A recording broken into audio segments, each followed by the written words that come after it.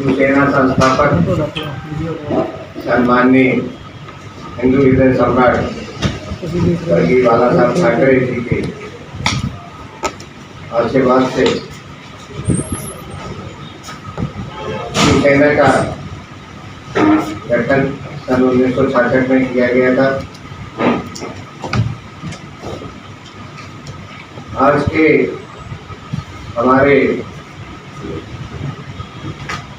महाराष्ट्र के मुख्यमंत्री शिवसेना पक्ष प्रमुख माननीय बाला साहब ठाकरे जी के आदेश से मैं 7 दिन के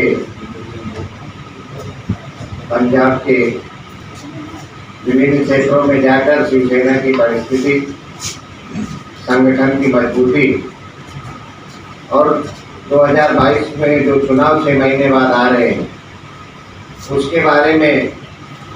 हमारी स्थिति का सर्वेक्षण करने के लिए मैं आया हूँ। विभिन्न जिलों में जहाँ हमारे संगठन के पदाधिकारी हैं, हमारे लोग हैं, हमारे पंजाब के पदाधिकारी हैं, जिले के पदाधिकारी हैं, उनसे पर्सनल मिलके उनके कार्यकर्ताओं की मीटिंग लगाकर वहाँ की स्थिति का आकलन हम कर रहे हैं। जैसा कि आप लोगों को पता ही है कि शिवसेना का विगत 30 वर्षों से भारतीय जनता पार्टी के साथ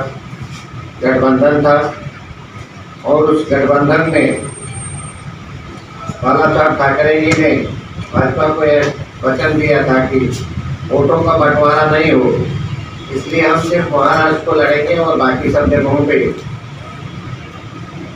भारतीय जनता पार्टी लड़ेगी। उसी स्थिति में हम लोगों ने महाराष्ट्र के बाहर ज़्यादा अपने प्रयास नहीं किए, सिर्फ कार्यकर्ता थे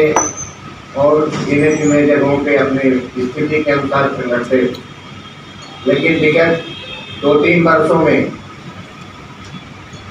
जब भाजपा का पुराना नेतृत्व हट गया और नए लोग आए तो उन्होंने पुरानी सारी शर्तों को हटा दिया। जो प्रादेशिक पार्टियां थी उनको खत्म करने के तहत चुनाव में उनके साथ गठबंधन होने के बावजूद भी उनके कैंडिडेटों को हराना, बाद में जो शर्तों पे चुनाव तय होता है उसको पूरा नहीं करना, अपनी सत्ता काबिज करके बाकी पार्टियों को कमजोर करने का काम किया, जिसके बाद आपको पता होगा कि यहाँ भी अकाली दल से उनका गठबंधन था जो टूट गया, महाराष्ट्र में हमारा गठबंधन था वो भी टूट गया। तो हमारे पक्ष प्रमुख ने और शिवसेना के शीर्ष नेतृत्व में यह निर्णय किया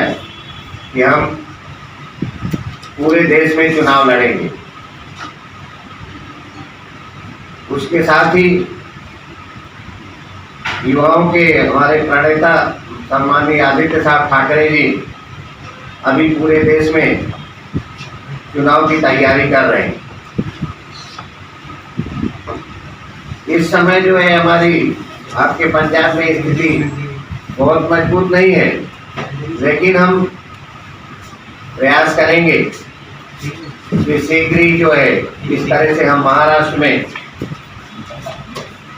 वार्ड से लेकर ग्राम पंचायत से लेकर विधानसभा लोकसभा तक अपना संगठन खड़ा किया है। ये हमारे जो पदाधिकारी हैं इनके मदद से हम पंजाब में और देश के बाकी क्षेत्रों में भी संगठन को खड़ा करेंगे, मजबूत करेंगे और एक विकल्प के रूप में जो है देश के सामने आएंगे। क्योंकि शिवसेना की जो नीति है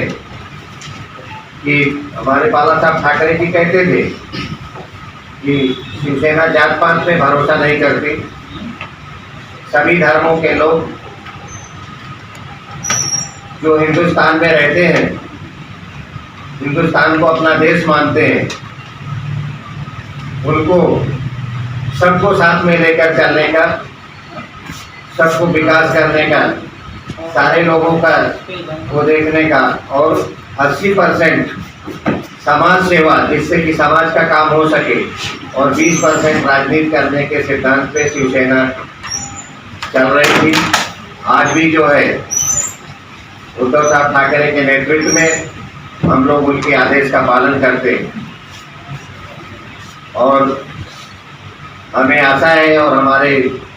पदाधिकारियों ने हमको आश्वस्त किया है कि पंजाब एक अच्छा विकल्प के रूप में